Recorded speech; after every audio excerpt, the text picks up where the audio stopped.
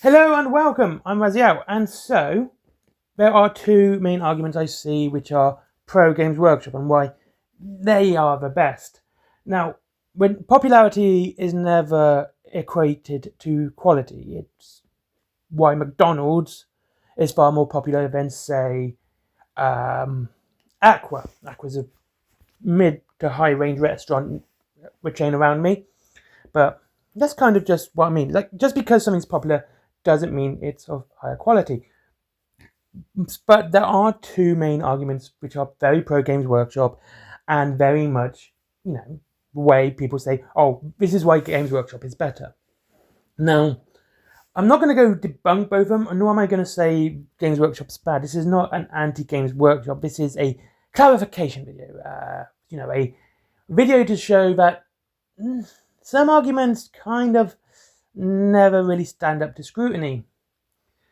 So first things first is the ever popular Games Workshop is too big to fail. Now, I always think this is the most absurd argument anyone could bring up about a company in the, let's say, entertainment industry. It's basically what it is now with books, movies, video games, as well as wargaming, etc. It's to say that they are too big to fail is a bit of a fallacy. Marvel was going bankrupt, and when they were literally making more money than Games Workshop is now. I know bankruptcy is about not repaying your debts, but it's just an example of how much money we're actually talking about. And there is no such thing as too big to fail in this industry. It's, as long as it keeps making higher profits, it's going to do well. As soon as it stops or slows down, that's when it could start running into trouble. And so saying it's too big to fail is kind of a misdemeanor. But they also mean this, that if Games Workshop fails, wargaming as a whole is going to flatline, it's going to die. Again, this is not necessarily true. We can look at the video game industry for this, where you had massive players back in the 90s, such as Acclaim, early 2000s, THQ, which is now THQ Nordic. But you had these massive video game, and Sega, let's not forget Sega, which basically ended up either going completely bankrupt or having to refocus what they were doing because they couldn't make the money by their primary reason. So with Sega, it was consoles. You had the Dreamcast being the last one, Saturn, Mega Drive, etc. And with Acclaim, you had massive titles. They had the WWF license. They had, I think they also had several football licenses. They had that South Park license. Okay, it's not great, but they also had Turok. And they had so many great games, but, they ended up going obsolete and dying off. But it doesn't mean that, the game stopped. We did actually get another Turok game. It's appalling, but we did get one. Actually, many of the Acclaim licenses have moved on and continued growing since Acclaim finished, such as Mortal Kombat. Mortal Kombat was solely Acclaim for consoles. Yes, it was also made by Midway, but it was Acclaim for consoles. Anyway, so just because something dies doesn't necessarily mean it's going to kill off the entire industry. And so if Games Workshop was to die, we would see a drop in wargaming numbers. I'm not going to say we wouldn't, because that's absolutely true, because a lot of people would leave the wargaming hobby because they can't play Warhammer anymore.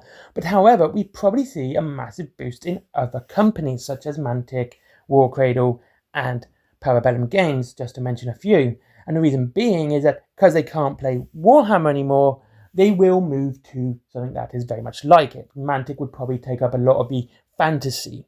I would see Parabellum taking up a lot of the more grim, dark fantasy players, sort of thing, okay?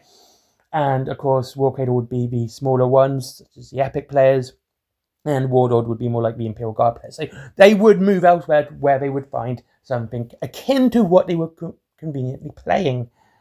And so we might actually see a boom in the industry rather than a lull, because competition is now more spread out and more people and more companies are wanting to compete with other companies rather than having to compete with one big one. It may be a good thing, maybe a bad thing, but like I said, just because Warhammer will die doesn't mean the wargaming industry will die with it. It just won't, and that's simply it. The next is Games Workshop is the best, blah, blah, blah, blah, blah, right, etc. There's always Games Workshop makes the best something, right? Again, this is not necessarily true anymore. 3D printing on its own has shown that quality done at home surpasses Games Workshop. So if you look at like one-page rules and the models you can buy for those games from Mini Factory are absolutely well detailed. They are fantastic looking minis, and that's 3D printing you can do at home. And then of course you've got companies like War Cradle, and their Wild West Exodus models are absolutely fantastic. They outscope, they just beat Games Workshop in the detail and quality of the sculpts. And their resin is, in my opinion, next to none. They are the number one best resin I've used. Okay? And I've used a lot of different resin models now. And I'm not just saying that because of a War Cradle fan. I am a massive fan of that company, and Wild West Exodus is my favourite game. I'm not going to deny that, but their resin is that good.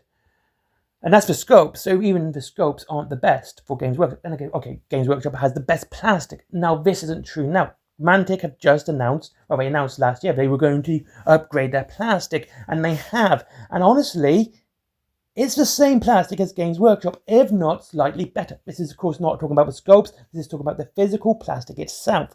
It feels slightly heavier. It feels a lot more sturdier, but it is the same hard PVC that Games Workshop uses.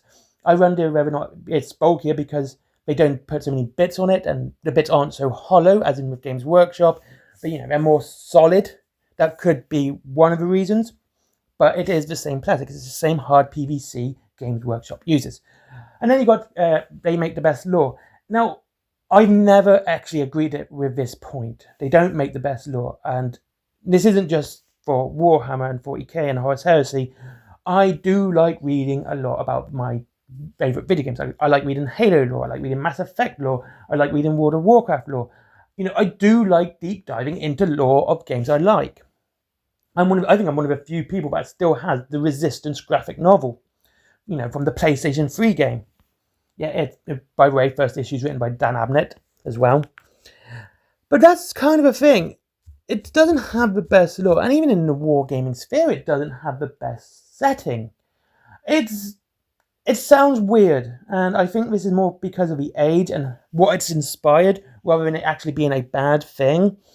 Is Games Workshop's lore seems to be a lot more generic now. Now, like I just stated, I think that might be because of what it's inspired. Like, a lot of things have come from Games Workshop. Like, the dark science fiction has definitely inspired Gears of War, and in my opinion, Gears of War is doing it better. Which isn't a bad thing. It's not a bad thing that someone does the lore better than what it's inspired by. That's how growth comes. This is how ideas and inspiration spreads. It's a good thing. Which is why you'll never hear me complaining about Games Workshop copying people. Inspiration happens, and if it's improved upon, it's a good thing. And Gears of War has taken a lot of inspiration from Games Workshop and improved upon it. Same with Halo. Well, it's not as grimdark, but the entire making of a Spartan is seems to be very heavily inspired by the creation of a Space Marine. But it's improved and done a lot better than what we see in 40k and the Horus Heresy. Again, just because it's better, I'm not saying Games Workshop and that lore is bad. I'm just saying it's being done better now. And when it comes to wargaming lore and settings, things like the Wild West Exodus and the Dystopian Age is fantastic lore. Though there's very few, there's only one novel out. There are some novels you can buy, which is the old lore, and the graphic novels, if you can still get it, is the old lore. But it is still, they have that one book by Sarah Corco, and it's very good. Mantic books have loads, and they are very good. Their firefight ones, especially the short story ones, are incredibly good. I like those. And again, you can see where they get inspired from and where they grow from their inspiration. Rather than directly copying it, they say you can see there is inspiration and it grows. Okay, that's not a bad thing. It's a good thing when you can see, certain aspects grow and just get better. I'm trying to think of a word for that, but my brain just went. But that's what I mean. So not being the best doesn't mean they're bad. It never does. And I'll never ever say just because something's not the best isn't make it automatically bad or the worst. How I could even say something like that's the worst of this I've ever read, but it's really good. Still is a correct statement. Just means I read lots of this section or lots of sci-fi, and this sci-fi is the worst I've read, but my bar is so high that it's still good quality reading. You see what I mean? It's just not the best I've read. If you see what I mean.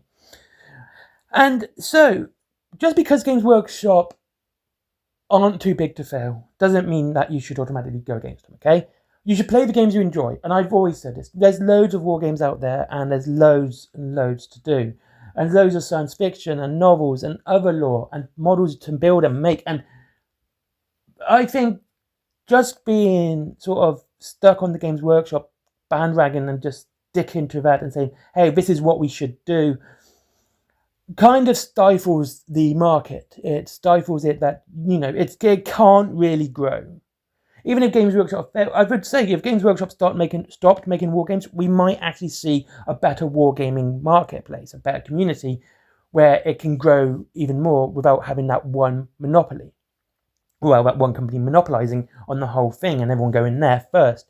I'm not saying that a lot of people don't come from Games Workshop. I came from Games Workshop. I started playing Warhammer 40k like over 30 years ago, and now I'm on to Conquest, I'm on to Wild West Exodus, I'm on to Kings of War, Firefight, Halo. Halo's very good if you get ever chance to play that. I try other games. I tried Bolt Action. I found it wasn't to my liking. But it's inspired me to try new things because I want to really get into this hobby of wargaming. And I think that's what Games Workshop can do. But I do think that a lot of people kind of get into Games Workshop and stop there as well.